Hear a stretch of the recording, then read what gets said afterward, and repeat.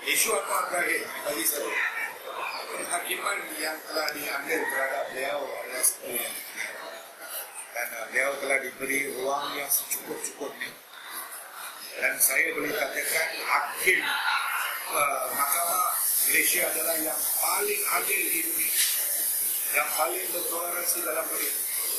Kita tunggu hampir 7 tahun kami kerajaan Malaysia menerima setiap yang diminta oleh pihak Anwar Ibrahim. Hampir 7 tahun kes ini ditunda, 39 kali dibicarakan, dan semalam kita telah lihat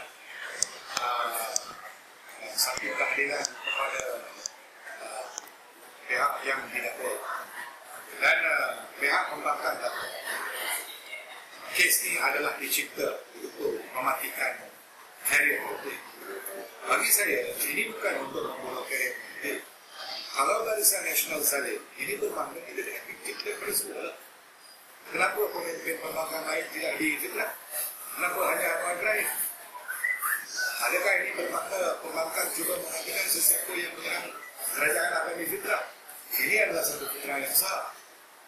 Jadi saya minta kerajaan ambil tindakan tegas terhadap orang-orang yang menyebarkan fitnah. Konon kes terhadap Anwar Ibrahim ini dicipta untuk mematikan langkah politik Anwar Ibrahim. Jadi tidak benar.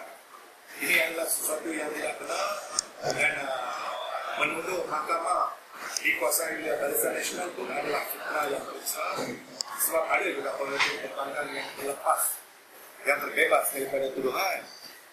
Ada juga malahan kerajaan Malaysia terpaksa bayar pampasan berjutaan ringgit kepada pihak pembangkang. Kalau bebas, dia kata dia tak cukup ucap terima kasih. Bila dihukum, dia kata mahkamah zalim. Jadi saya minta pendukung Anwar Ibrahim, terimalah ini adalah kenyataan.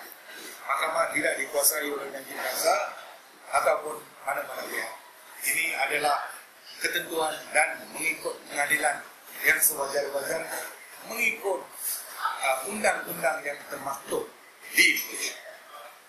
Dan di kesempatan ini juga saya minta pihak kuasa asing tidak perlulah campur tangan dalam pengadilan Anwar Ibrahim. Macam Amerika dan Australia tidak perlulah menipu. Janganlah cuba huru-harakan negara kami dengan mengeluarkan tindakan-tindakan yang tidak adil, yang tanpa mengetahui apa yang berlaku sekarang. Kes pertama Anwar Ibrahim yang dipenjarakan adalah sebab salah guna kuasa. Yang liwat ni adalah yang kedua. Dan kalau kata liwat ni direka, saya tak nampak direka. Kalau direka, kenapa dia tidak berani bersumpah di atas Quran sebagai orang Islam?